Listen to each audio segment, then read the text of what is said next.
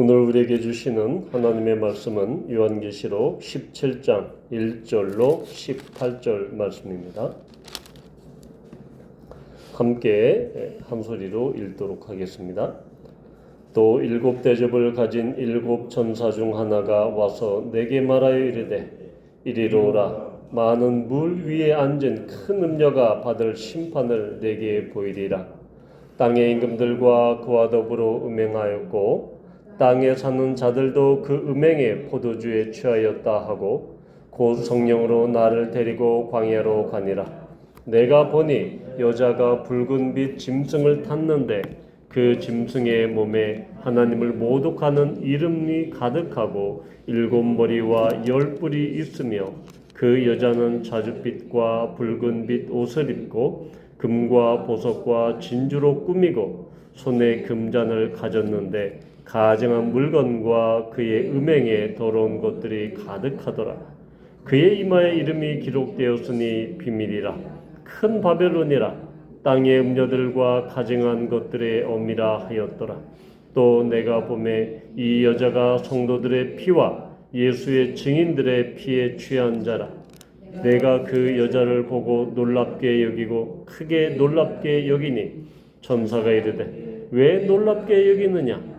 내가 여자와 그가 탄 일곱 머리와 열 뿔 가진 짐승의 비밀을 네게 이르리라.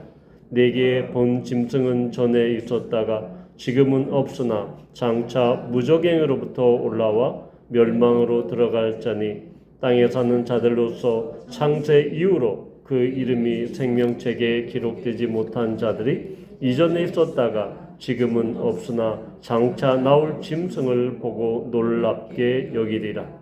지혜 있는 뜻이 여기 있으니 그 일곱 머리는 여자가 앉은 일곱 산이요 또 일곱 왕이라.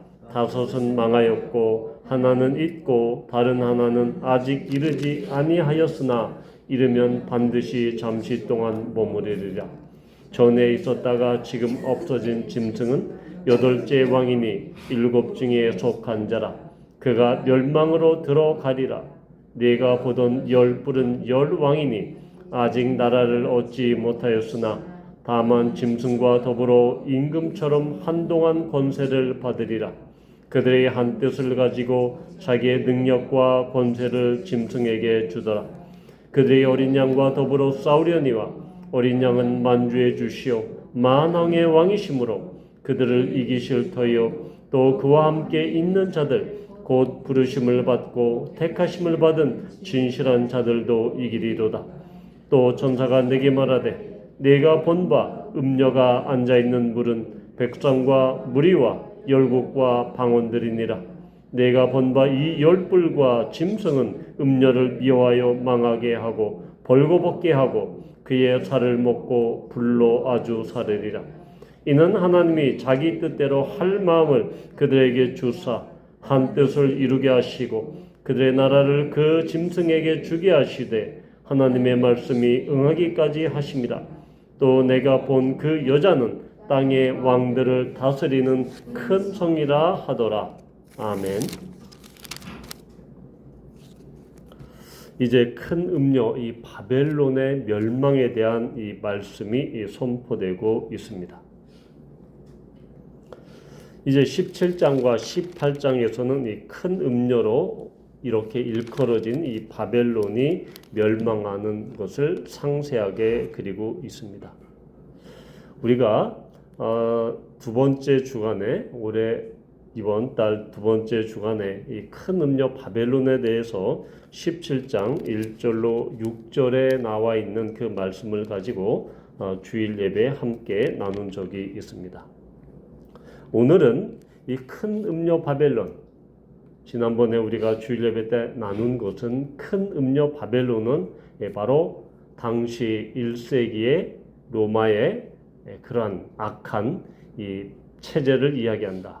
그래서 위로 올라가면 바벨론이요 또한 이집트의 그런 종교와 정치와 권력이 복합적으로 그렇게 합쳐진, 그래서 종교적으로는 이 포악한 그 폭력적인 그런 정치 체제요.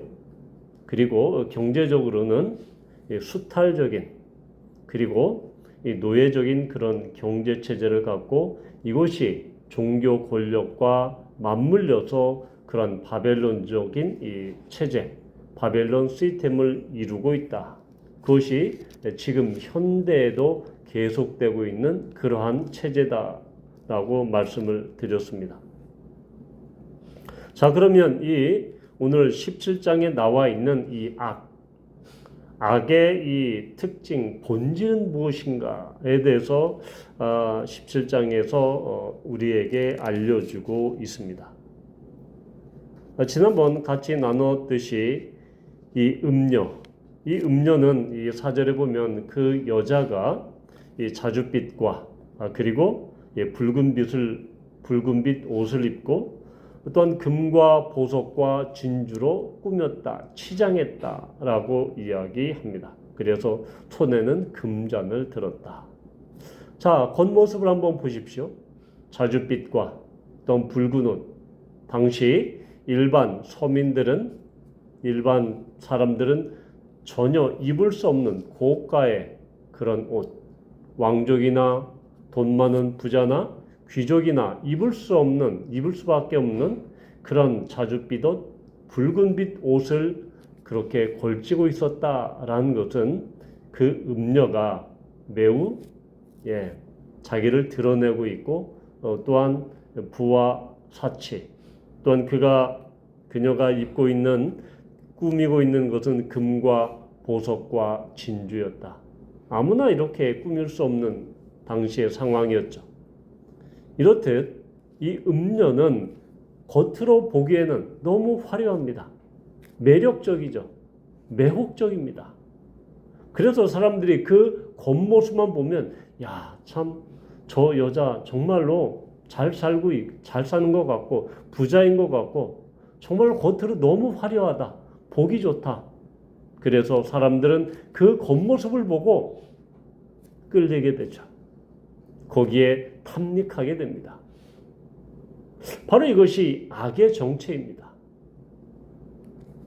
이렇게 요한계시록에 나와 있는 마지막 때든 지금이든 1세기 그 초대교회든 악은 이렇게 매우 화려하고 매우 휘황찬란한 형태로 사람들에게 다가옵니다. 처음에 보기에는 매력적으로 보입니다.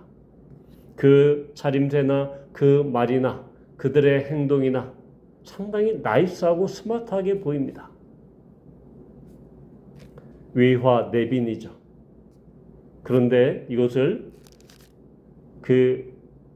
겉으로는 화려하고 많은 치장과 많은 매력을 갖고 있는 것처럼 보이지만 그들이 들고 있는 여기 금잔처럼 음행의 더러운 것과 가증한 것들이 그 금잔 안에 들어있는 것처럼 이들 안에 악의 그 안에 들어있는 것은 거짓입니다.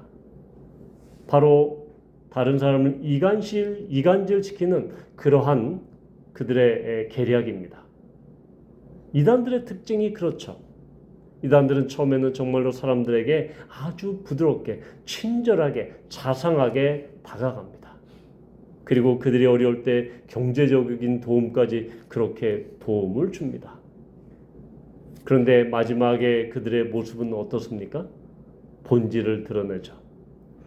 그러면서 그들은 결국은 사람들의 가정을 파탄시키고 그리고 집을 팔아서라도 그들의 그 회에 그들의 공동체에 그렇게 바치게 하는 그런 결과를 가져옵니다.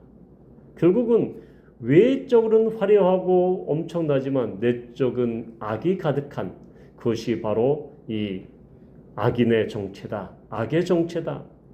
지금 이 음녀가 바로 그렇습니다. 그리고 이 두 번째는 이 가짜 행세를 합니다. 이 8절에 보면 그 짐승은 이전에 있었다가 지금은 없으나 장차 나올 짐승.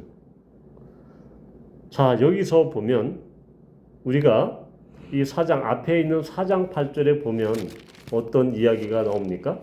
이 4장 이 8절에 보면 바로 네 생물이 계속해서 밤낮 쉬지 않고 보좌에 앉아 계신 하나님을 찬양합니다. 어떻게 찬양합니까? 거룩하다 거룩하다 거룩하다 주 하나님 곧 전능하신 이여 전에도 계셨고 이제도 계시고 장차 오실 이시여. 그래서 전에도 계셨고 이제도 계시고 장차 오실이다. 자, 그런데 오늘 짐승은 어떻게 있습니까? 이전에 있었다가 지금은 없으나 장차 나올 짐승. 어디가 딱 빠져 저기 다릅니까? 지금은 없으나. 예, 요 가운데만 살짝 바꿨습니다. 예전에 우리가 어렸을 때 저희들이 이제 어렸을 때 학교 다닐 때 정말 돈 있는 이 부잣집 아이들은 정말 진품 나이키, 진품 아디다스 이걸 신었죠. 지금이야 뭐 어린 집안이 어떻고 간에 대부분은 신지만 그때는 그 나이키 아디다스를 신으면 정말로 돈 있는 그런 집안의 자제였습니다. 그래서 유사품이 많이 나왔죠. 나이스, 아디도스, 이렇게 한 글자만 틀리게 해서 상품은 이제 거의 로고도 비슷하게 그러나 자세히 보면 한 글자가 어딘가 틀립니다. 바로 이 짐승이 바로 그렇습니다. 똑같이 하나님을 모방했지만 지금은 없으나 요 현재 시제만 이렇게 달라지죠. 그러니까 하나님을 따라하긴 했지만 패러디하기는 했지만 어딘가 한 구석이 좀 틀립니다. 이것이 바로 악의 정체입니다. 삼위일체 하나님의 진정한 삼위일체를 모방하긴 했지만 음녀와 짐승과 거짓 선지자들이 합해서 하나님의 삼위일체를 모방하려고 했지만 결국은 그것은 진품은 아니죠. 진짜는 아닙니다. 진짜가 올 때 이 가짜 악, 가짜 삼위일체, 가짜 하나님으로 위장한 이 악은 끝내는 결국은 멸망의 길로 다가갈 수밖에 없다라는 것을 우리는 보게 됩니다. 자, 그리고 여기서 보면 일곱 여자, 아니 그 음녀를 이야기했을 때 9절에 보면 이제 천사가 그 비밀을 이야기해 주죠. 음녀의 정체에 대해서 일곱 머리는 여자가 앉은 일곱 산이요. 그래서 이 짐승이 일곱 머리와 10개의 뿔을 가지고 있는데 그 일곱 머리는 당시 로마 주위에 있었던 일곱 개의 야트막한 이 산을 가리킵니다. 제가 이 로마 여행할 때 그 산을 정확하게 세보지는 않았는데 여튼 로마가 위치한 그 주위에 있는 일곱 산을 가리켜서 그 일곱 머리다, 일곱 산이다라고 구절에서 이야기함으로써 바로 그 짐승은 로마 제국의 이 황제를 이 로마 제국 자체를 가리킨다라고 볼 수 있습니다. 그리고 이 10개의 뿔이다라고 하는 것은 바로 이 로마와 정치적으로 경제적으로 동맹을 맺고 있는 당시의 동맹국, 로마에 의해서 영향을 받았던 이 주위의 나라들, 이들을 바로 10뿔이다라고 이렇게 볼 수 있습니다. 자, 그런데 어찌된 일인지 16절에 보면 이 10뿔과 짐승은 음녀를 미워해서 망하게 합니다.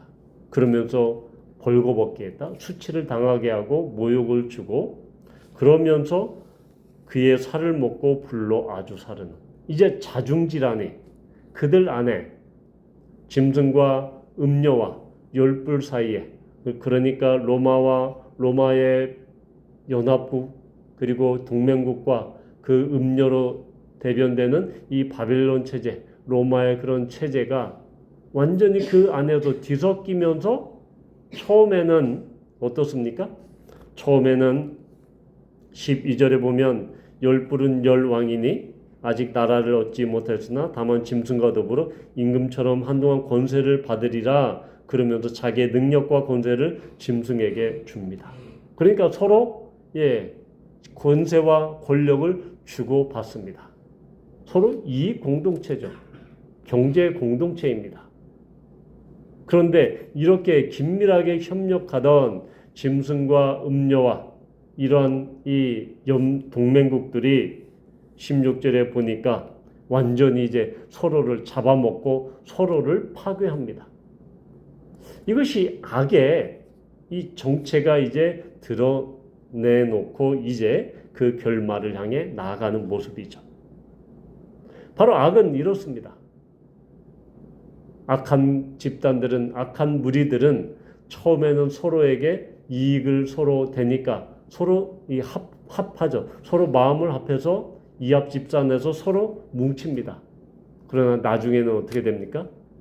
서로 뜻을 달리하고 이익을 달리하고 서로 자기의 생각을 갖게 되죠.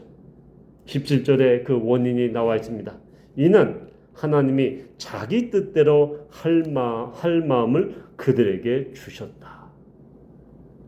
이 이야기는 음녀는 음녀대로, 또한 짐승은 짐승대로, 거짓 선지자들은 거짓 선지자대로, 동맹국들은 동맹국대로 자기의 이 원래 뜻을 펼치는 것이죠. 자기가 하고 싶은 대로 이게 하게 되는 것입니다. 우리가 사도 바울이 로마서에서 이야기할 때, 구원에 대해서 이야기할 때 그런 이야기를 하죠. 그가 구원키로, 하나님께서 구원키로 예정하고 선택하신 그 자들에게는 하나님의 은혜를 베풉니다. 그런데 바로 이 육이, 물론 교리적인 용어이지만 육이라는 것이 무엇입니까? 유기견처럼 그냥 그들의 뜻 가운데 행하도록 그냥 놓아두는 것입니다. 하나님의 은혜를 베풀지 않는 것입니다. 하나님의 은혜를 베풀면 그들은 마음에 믿음이 생기고 또한 성령의 은혜를 받고 구원으로 나아가는데, 하나님의 은혜가 임하지 않으면 그들은 자기의 원래 허탄하고 악한 그런 부패한 인간 본성대로 행동하게 되죠. 그것이 바로 육입니다. 그냥 그들의 뜻대로 하게 내두는 것이 바로 육이죠.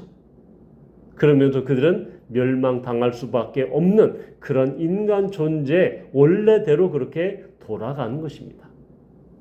그게 인간의 고유한 본성에 따른 결과입니다.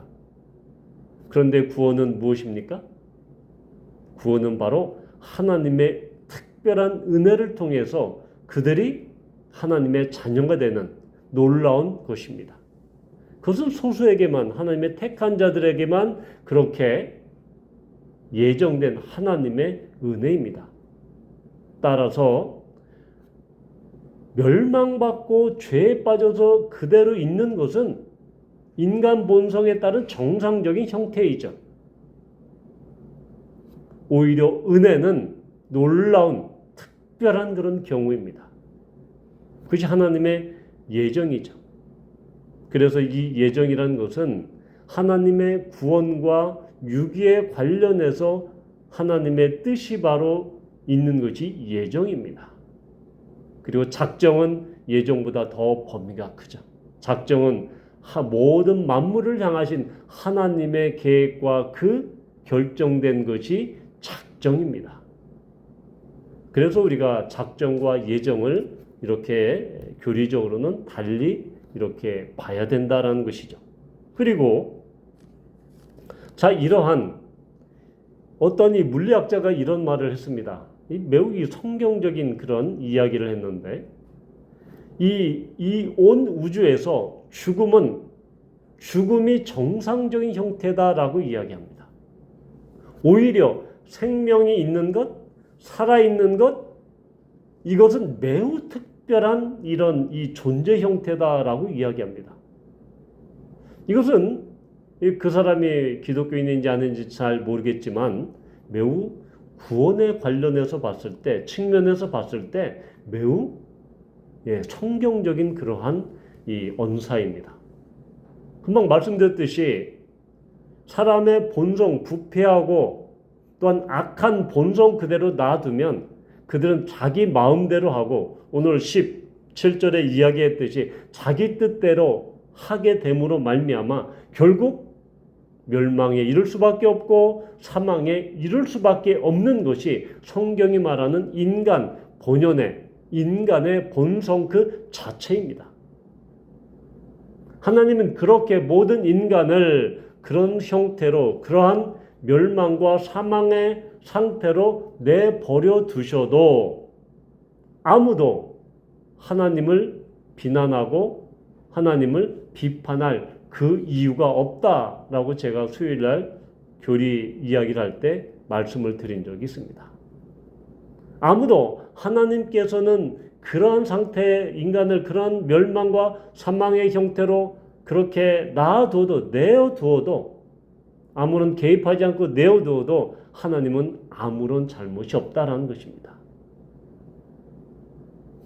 그런데 인간에게 사랑과 은혜를 주셔서 구원해 주신 것은 하나님의 특별한 사랑입니다. 이것은 사망에서 생명으로 옮기시고 멸망에서 영원한 생명을 얻게 하신 것은 하나님이 그렇게 하지 않으셔도 되는 것인데 하나님의 특별한 사랑으로 그렇게 구원해 주시고 영원한 생명으로 우리를 그렇게 예정하시고 우리를 구원해 주신 것은 하나님의 특별한 놀라운 사랑이다라는 것입니다. 그것이 오히려 기적입니다.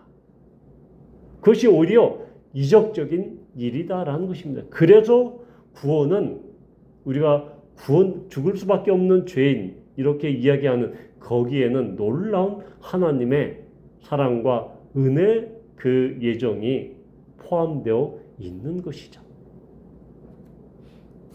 그래도 제가 수요일날 교리를 이야기할 때 그렇게 말씀을 드렸습니다. 구원은 하나님의 은혜입니다. 그런데 바로 구원을 받지 않고 사랑하지 않고 그리고 죄인의 나락에 떨어지는 것은 하나님의 책임이 아니라 인간의 책임입니다. 라고 그렇게 말씀을 드렸습니다. 그러니까 구원과 유기 모두 하나님의 책임이 아니라는 것입니다. 두 가지가. 단 구원은 하나님의 은혜다. 그리고 유기된 것. 그리고 구원을 받지 못한 것은 그것은 하나님의 책임이 아니라 인간의 책임이다라고 분명히 제가 몇 번이나 수요일날 말씀을 드렸습니다. 왜냐하면 인간은 그 본성과 그 부패에 의하면 자기 마음대로 자기 뜻대로 행동해서 결국 멸망할 수밖에 없고 사망에 이를 수밖에 없는 그 존재가 바로 인간이기 때문에 구원받지 못한 것은 그것은 인간의 영역이다. 인간의 책임이다. 라는 것입니다. 그래서 이것을 우리가 어떤 하나님의 작정과 구원에 있어서 인간의 책임을 우리가 무시하지 않는 것은 바로 그렇게 인간이 그 자기 마음대로 자기 뜻대로 행하고 그러므로 말미암아 악한 일을 하고 멸망할 수밖에 없는 그 사망에 이르는 것은 결국은 인간의 책임이다라는 것입니다. 사도 바울은 로마서 9장에서 이것을 이야기하죠. 하나님이 토기장인 것을 비유로 말씀하시고 토기장인 하나님께서 귀하게 쓰일 그릇, 천하게 쓰일 그릇을 만드는데 그것을 두고 하나님을 악하다, 불공평하다, 하나님은 공정하지 않다라고 비판하고 비난한 것은 온당치 않다. 그것은 하나님의 주권에 속한 영역이다. 하나님의 그러한 주도적인 하나님의 권능에 속한 일이다라고 말씀하십니다. 오히려 우리를 영원히 죄에 빠져 죽을 그 인간의 악한 본성에 주님께서 은혜를 주셔서 그 악한 본성이 하나님의 성품으로 회복되게 하시는 것 자체가 놀라운 하나님의 사랑이요 은혜이다라는 것입니다.